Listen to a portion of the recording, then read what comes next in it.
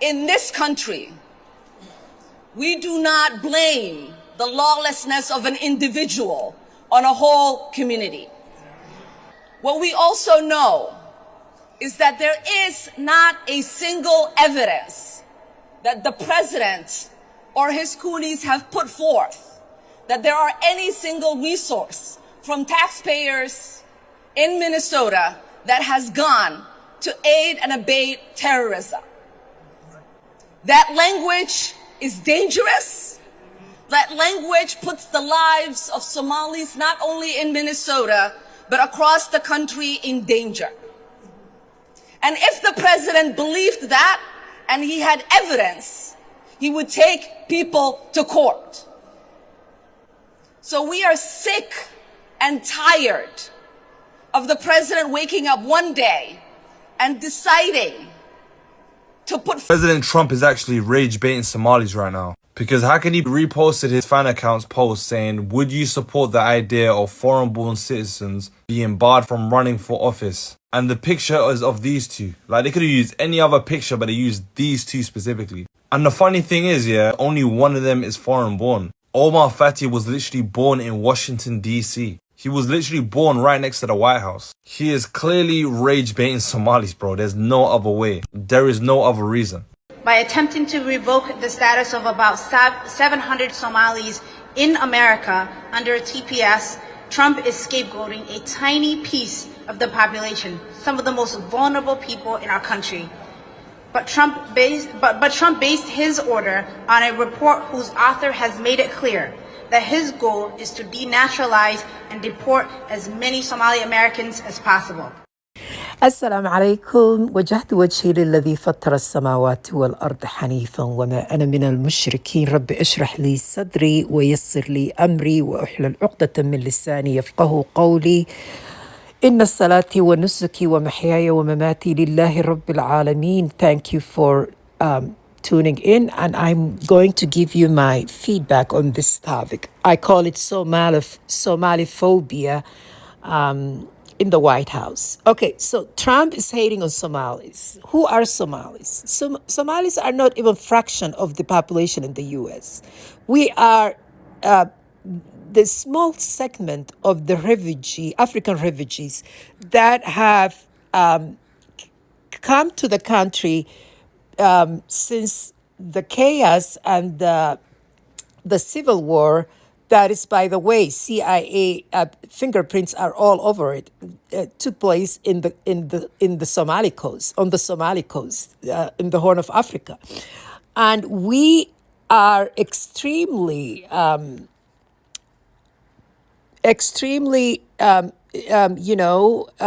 small segment of even within the East African community in the U.S. For instance, the Ethiopians and Habesha community, which are the Ethiopians and Eritreans, if you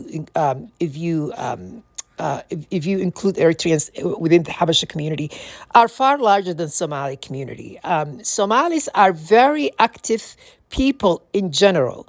We are very we are people who are very business-minded. We are also very politically conscious people. You have to remember, a lot of Somalis in Minnesota are from the political. They are politically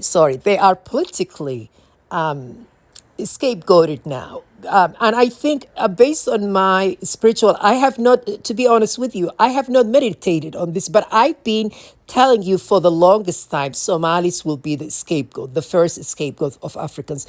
And I tell you why.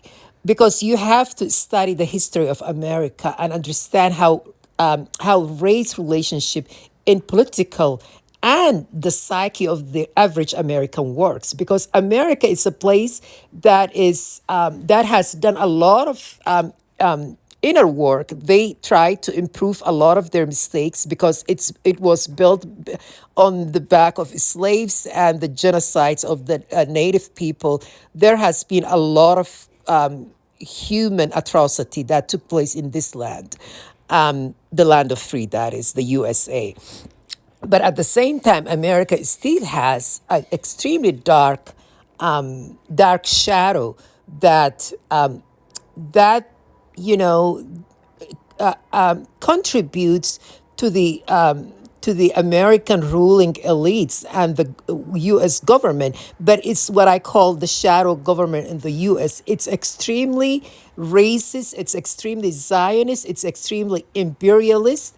It's the forces that oligarchy uses, but they have to justify it through actions of propaganda, like the CIA. I am not going to get into that, but what I'm trying to say here is America has a race problem. They have a black scapegoating the black people problem because of the black Americans and the atrocity that's been done to them. What happened to black American story? It has to be told by a genuine black American person. But since I am not a black American, but I study African American history and the culture, and I myself experienced COINTELPRO since I was targeted by the Zionist power structure within the deep state of the shadow government. Back in 2016, they came after me and they microchipped me because I was also politically active in the state of Nevada. I participated, I told you this before, a legislature that liberated trans community from not to be discriminated at workplace. And the first people that came after me was the conservative, the churches. And they use a lot of black people. And I questioned myself, why all these black people are coming after me? Then I realized, thanks to my mentor, who is also African American, gay, fabulous human being. His name is Derek Washington, out of Las Vegas, Nevada. My mentor and also my boss at the time, I became a spokesperson for queer people and queer and trans community of Stonewall Democrat. So I was part of the Democratic Party. And I voted for Obama twice as a US citizen neutralized. I became an active. I became the face of the black, trans, and queer of Stonewall Democrat in Las Vegas. And they conducted an interview with me after we passed a legislature that protected and made it illegal to fire someone based on their gender identity and gender expression from workplace. And guess who signed it to the law? It was the Republican Governor Sandoval back in 2014. So my point here is, with due all respect for African Americans, and I'm not talking about the specific demographic that targeted me. The snitch class, I always distinguish them from the larger Black America because I am here, I'm not speaking on their behalf. I am just telling you on my own experiences. I have some credibility to speak on the black issue because I have black skin myself. And I became US citizen. I lived in this country for 30 years. Unless I speak, nobody can tell that I'm not, that I am from anywhere else. People would assume that I'm black, just African American, because I don't dress like the Somali Islamic fashion, even though nowadays I cover my head with some sort of head wrap, not the hijab style. But anyway, people would not assume that I am anything else unless I start talking. But anyway, so I have some credibility. I get involved in the politics. I've seen how the power structure works. I know how community organizers through the churches and also within the Democratic Party, how they operate. And I've learned something about the corporation, intelligence agency, the police and the military when they target people, the atrocity that's being conducted to the target by all these players covertly. So I can tell you, America owns a lot of money to Black people and to Native Americans. And a lot of times, what would we see is theatrical to divert people's attention to what really is the right way to approach if America wants to right its wrong, sinful acts, which I doubt it, is not to scapegoat another Black person from Africa and single singled them out, like what's happening to the Somali community by the fascist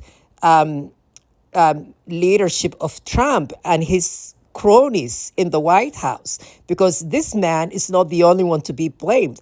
And by the way, this has Zionist fingerprints written all over it from both parties, by the way.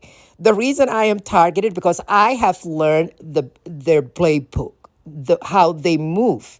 The deep state is extremely wicked deceiver. They deceive people by putting out actors. These what the politicians are. Ilhan Omar, even though she's speaking the truth here, she would not be impacted. You know who's going to pay the price when they target Somalis, and a lot of hate will be, and people will be lashing out on Somali communities. It's just what happens in any fascist community. They would target, because they are coward. Fascists are always coward. They would target the most marginalized, people who are single females, people who are disabled, people who are queer, like myself. I fit into all these categories, and I am a Muslim. Somalis are, by the way, 100% Muslims. We are not just Muslim. We are the first black Muslim in the entire world, because our Prophet, when he fled the persecution, his disciples, they sent it to the Abyssinian coast, which is the Somali coast, when they come. And Somalis were the first people who